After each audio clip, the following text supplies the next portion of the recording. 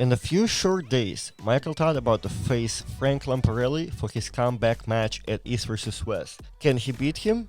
We're gonna find out in a couple of days, but right now, let me guys show you a couple days of training that me and Michael Todd went through at Monster Factory compound. The Monster Factory. Alright guys, we did a lot of things during those 3-4 days we spent at Michael's. We arm wrestled a lot, we did all types of lifts, including Michael lifts, we did back workout, we did chest workout, we done underwood, we did legs, we stomped lats actually, like everything. We did cold plunge. Absolutely brutal. We started off our training camp by doing a couple specific lifts that Michael usually does on the table. They are very controversial. Overall, doing those and debating this with Michael, to which I'm still waiting my PR video, Michael. Michael, you get more weight now. I can get my 220 footage now. It's okay.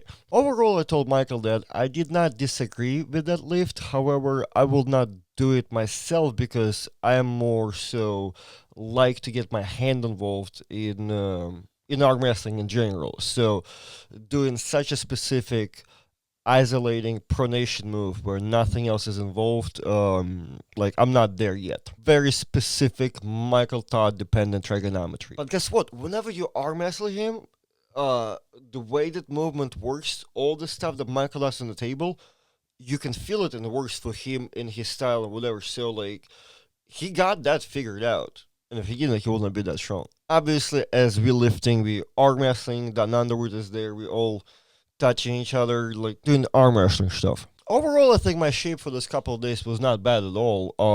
Michael felt absolutely stupid right-handed because usually I do know that I'm aware of the styles and how to arm wrestle Michael. Like I'm very fluent on that elbow pad, but Michael was strong to where I could not really, get he didn't have to get defensive enough for me to work enough with him right-handed to even get to be. I don't think there was a couple of moments I think where he let me work, but overall Michael's right felt brutal, and our left matched up pretty well actually. So that was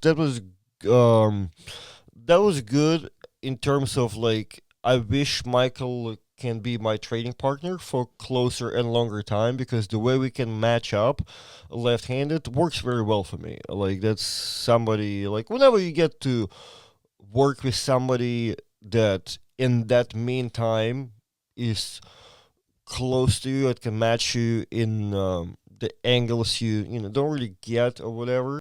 That's interesting. That's always a practice you can appreciate. I like me some pain. We did do a bunch of different workouts for different footages and content that Michael was doing and some specific stuff, which was just, lots of fun. And again, pain.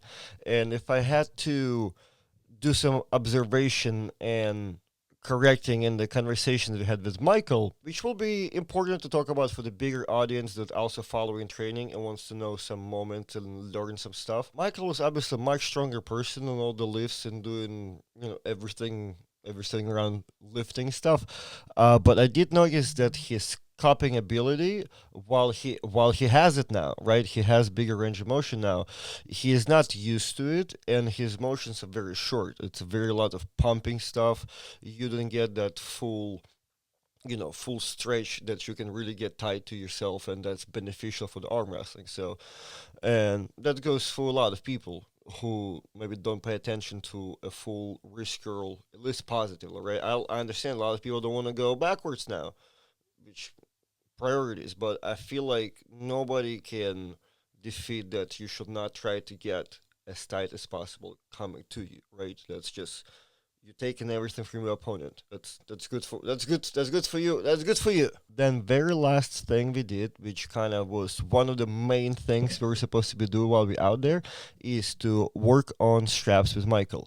And the whole time I was a little bit confused because I know a lot of people who are you pretend to not know anything, or just or even if you know something, but you're like, hey, it's a clean start. Like, let's pretend I don't know anything. And I feel like Michael was doing that to me because, like, I feel like his strap game is very good because he is strap dependent arm wrestler. But to find out, Michael is more like a natural guy, right? He will get a nice tight strap a lot of times by just natural event of things. Like he did not know the concept of getting the strap tight and whatever it really goes behind putting the strap on and making sure you're comfortable and how it can be broken down in different languages, right? People explain strap differently. So we have worked on that. I showed him lots of little stuff. My strap advice is identical for everybody. You should not be changing your arm wrestling game for some type of strap trick, but you need to be aware of the strap because most of the match is gonna go there, and you need to be aware and get used to the idea of being in it and learn how to be in it comfortably in whatever ways it takes. Because that's one thing I'll tell you since I became more strap mature. I almost never get uncomfortable strap. I don't win all of my matches in the straps, but even the one I lose, I feel fairly comfortable to where like this is not some strap stuff to where like, oh man, I got a bad setup. I legit got my ass kicked. Go to your practice, stop beating each other up every Saturday or whenever days you guys train at, and put some work in. Work on some technique, work on some strap technique, get comfortable, uncomfortable, play around with it. Oh, and before I wrap it all up, we also did the cold plunge, which was funny. I brought my buddy Michael there with me, who was all about the cold plunge. He told me about it. He brought a bathing suit with him. He has a pond at his house that he kind of planned of doing some cold plunging as well too, but never did that before. So I'm like, so he was all about that, and I wasn't. I wasn't. But as we got to the cold plunge, Michael did his. I forget how many minutes he doing the first time. My buddy Michael got in it for like maybe 10 seconds and got out. I'm like, oh man, I have to beat that. So I got in it and it was brutal. But I think I sat there for like maybe minute 30, minute 40 or something like that for my first time. And ever since then, now we go to my buddy Mike's house and we do a little ice bath. I've been coming over probably at least once a week now on average, and I never want to do it. Like I just know, like I'm reading all this posts in the internet. Like I never researched this stuff, but you cannot, I think, pass a week without hearing a benefits of ice bath, cold plunge, stuff like that. So that's a. I know my buddy Mike is doing it almost every night. He's up there up to 6 minutes now, and I never wanna. I will drive if he comes there and he tells me he's gonna do it. But I'm never like, hey, cold plunge. I'm like, yeah, all right. Let me go grab my bathing suit. Let me do my 10, 20 rope skips to get my blood flow because I'm just can't just get in it. I like to work out every day conjugate system. I like to practice as many times as I can if possible and opportunity comes in. So if I can get some extra recovery, if I want it or not, I'll take it. Thank you guys for watching. There is more footage of me and Michael that you guys see in it in parts that I can upload in bigger videos. So stay tuned. Please like and subscribe, and I'll see you in the next one.